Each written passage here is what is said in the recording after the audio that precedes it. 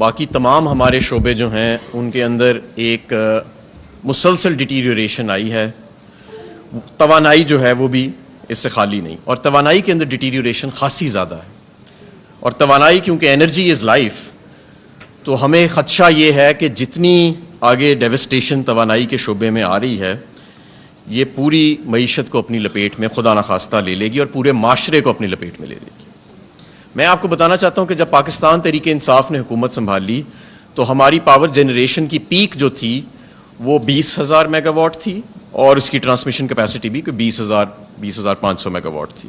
और जब हम छोड़ के गए तो हम 26,000 मेगावाट की ट्रांसमिशन कैपेसिटी, और पीक जो हमने जनरेट किया था वो 25,000 मेगावाट किया था सस्टेन्ड बेसिस के ऊपर। तो हमने तकरीबन 20 से 25% सिर्फ 3.5 साल में अपनी जनरेशन और ट्रांसमिशन को इंक्रीज़ किया, और हमारा 5 ईयर जो प्लान था वो ट्रांसमिशन कैपेसिटी को 30,000 मेगावाट पर ले जाने का था, और वो पहुंच भी जाएगा इंशाल्लाह ताला जो प्रोग्राम्स हमने शुरू किए थे। सर्कुलर डेट का फ्लो 450 अरब सालाना कैपेसिटी पेमेंट्स के बावजूद 450 अरब ही था। यानी जितनी हम कैपेसिटी पेमेंट्स कर रहे थे नून लीग के आखिरी साल के अंदर, उतनी ही सर्कुलर डेट में एडिशन हो रही थी। 450 अरब सालाना की कैपेसिटी पेमेंट वो सारी की सारी सर्कुलर डेट में पार्क हो रही थी। जब हम छोड़ के गए 850 अरब की कैपेसिटी पेमेंट और सिर्फ 100 अरब का सर्कुलर डेट का एडिशन हम छोड़ के गए, और इस साल हमने नेगेटिव 300 बिलियन सर्कुलर डेट का टारगेट करना था, हमने टारगेट किया हुआ था और अचीव करना था। इसके साथ साथ जो हमारा आखिरी रिव्यू हुआ, शौकत तरीन साहब इसे जानते हैं IMF का, तो तमाम पावर के बेंचमार्क्स को हमने ओवर परफॉर्म किया था। अक्टूबर के माह के अंदर टोटल 10 मिनट के अंदर एनर्जी की मीटिंग जो थी वो मुकम्मल हो गई थी, जिसके अंदर मुकम्मल प्राइसिंग के ऊपर इत्तेफाक हो गया, और बाकी सारे बेंचमार्क्स तो हम वैसे ही ओवर परफॉर्म कर चुके थे।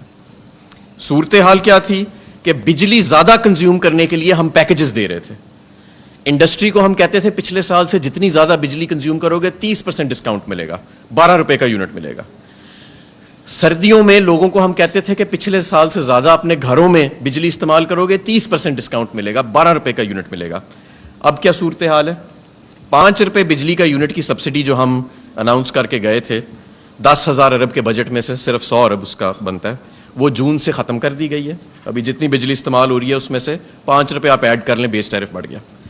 7.97 जुलाई, अगस्त और सितंबर में ये अनाउंस कर चुके हैं कि इन 3 महीनों में हमने बढ़ाना है। यानी वो यूनिट जो हम 16 रुपए का छोड़ के गए थे और उसको हमने कम कर दिया 12 रुपए पे, 5 रुपए की सब्सिडी दे के, वो यूनिट 13 रुपए पर यूनिट बेस टैरिफ घरेलू सार्फिन के लिए भी बढ़ने जा रहा है और इंडस्ट्री के लिए भी। फ्यूल कॉस्ट एडजस्टमेंट और टैक्सेस इसके अलावा। अब मैं आपको बताता हूं, इसके आगे आप चलते हैं कि ये यानी कि जहां, और हमारी क्या बात हो रही थी, 2 रुपए 57 पैसे जुलाई में IMF हमें कह रहा था कि आपने बिजली बढ़ानी है यूनिट, और हम उनसे लड़ रहे थे कि ये हम जुलाई में नहीं बढ़ाएंगे, ये हम इसको लंबा स्ट्रेच करके बढ़ाएंगे। अब हम 7 रुपए 97 पैसे बेस टैरिफ जो है वो बढ़ाने जा रहे हैं। और ये सारा क्यों हुआ? 2013 से लेके 2018 तक आपके एनर्जी का जो शोबा है उसके साथ जो ज्यादती और बचगाना खेल हुआ, उस पर एक किताब लिखी जा सकती है। यानी कि आपके मुल्क, देखें, एनर्जी सिक्योरिटी जिस तरह नेशनल सिक्योरिटी होती है, इकोनॉमिक सिक्योरिटी होती है, उस तरह एनर्जी सिक्योरिटी भी बड़ी अहम है। एनर्जी इज लाइफ, जिंदगी तवानाई के बगैर कुछ भी नहीं है। आपके मुल्क को 30% इंपोर्टेड फ्यूल डिपेंडेंसी से 2018 में 60% इंपोर्टेड फ्यूल डिपेंडेंसी पे लेके चले गए, और आप एक ऐसे मुल्क के साथ ये जुल्म कर रहे हैं जहां पे पहले ही फॉरेन एक्सचेंज की वल्नरेबिलिटी एग्जिस्ट करती है, जहां पे आप बार बार 19 मरतबा IMF के प्रोग्राम में गए हैं फॉरेन एक्सचेंज की कमी की वजह से, और आप उस मुल्क के ऊपर इंपोर्टेड कोयले और इंपोर्टेड LNG का बोझ डाल रहे हैं। एक कार्गो इंपोर्टेड LNG का $90 मिलियन का है, एक कार्गो। हमने 12 खरीदने हैं हर महीने। अब इसका फर्क क्या पड़ा? जब आपने डैम्स नहीं बनाए, जब आपने थर कोल को नहीं एक्सप्लॉइट किया, प्राइवेट सेक्टर ने अपने जोर पे किया, जो भी किया थर कोल में भी जो 2-3 हज़ार मेगावाट वहां से जनरेट हो रहे हैं वो प्राइवेट सेक्टर ने खुद किया, हुकूमत का उसमें कोई खास कमाल नहीं है। जब आप सारी की सारी अपनी 2013 से 18 पे अपनी पावर प्लांट लगाने की जो एक जल्दी थी, लालच भी थी, उसके ऊपर आपने डॉलर इंडेक्सेशन के ऊपर, टेक और पे के ऊपर आपने जो इंपोर्टेड कोल और इंपोर्टेड एलएनजी के प्लांट्स आपने लगाए, आज उसकी वजह से fuel cost adjustment base tariff के अलावा 5 रुपए यूनिट आपको देना पड़ रही है, जिसकी वजह से आपकी इंडस्ट्री का पहिया रुकने वाला है। यानी आप 13 रुपए यूनिट बढ़ाने जा रहे हैं बेस टैरिफ, और 4-5 रुपए आपको इंपोर्टेड फ्यूल्स की वजह से फ्यूल कॉस्ट एडजस्टमेंट लग के आ रही है। तो माल आपका कौन खरीदेगा जब इतना महंगा आप माल बनाएंगे? तो ये तो एक। और हमने इसके साथ क्या किया, हमने इस सारे दौरान में एनर्जी की प्राइसिंग को हमने कम से कम बढ़ाया, जहां बढ़ाने की जरूरत पड़ी कैपेसिटी पेमेंट्स ज्यादा होने की वजह से तो बढ़ाया हमने, लेकिन हमने कम से कम बढ़ाया और उसको साथ साथ हमने सब्सिडाइज किया। लाइफलाइन कंज्यूमर्स को हमने टच नहीं किया, उनके हमने रेट्स नहीं बढ़ाए। हमने आईजीसेप इंट्रोड्यूस किया, 116 प्रोजेक्ट्स जो उसी मॉडल पे थे इंपोर्टेड फ्यूल के और टेक और पे के, वो हमने शेल्फ किए और लोड शेडिंग नहीं होने दी। अब आपने देखा कि जो 7,500 मेगावाट रोजाना की लोड शेडिंग है। अब आ जाती है गैस के शोबे पे और पेट्रोलियम के या पेट्रोलियम के शोबे पे। तो आपने देखा तेल और डीजल की कीमतें कितनी तेजी से बढ़ी हैं। इस वक्त यूरोपियन ममालिक जो IMF के बोर्ड मेंबर्स हैं, उनके ममालिक में फ्यूल के ऊपर सब्सिडी दी जा रही है। और मुझे याद है हमारे टाइम पे जब 5 रुपए या 4 रुपए की हम बढ़ाते थे बिजली का पेट्रोल का नर्ख लीटर का, तो एक आर्गुमेंट आता था कि जी ये आलमी मंडी की आप बात ना करें क्योंकि उधर तो जीडीपी पर कैपिटा 10 गुना ज्यादा है हमसे। तो अब जो जिनका जीडीपी पर कैपिटा 10 गुना ज्यादा है वो फ्यूल पे सब्सिडी दे रहे हैं और हमारी फ्यूल पे सब्सिडी खत्म हो गई है। नंबर 1 ये। नंबर 2, रूस के साथ तेल।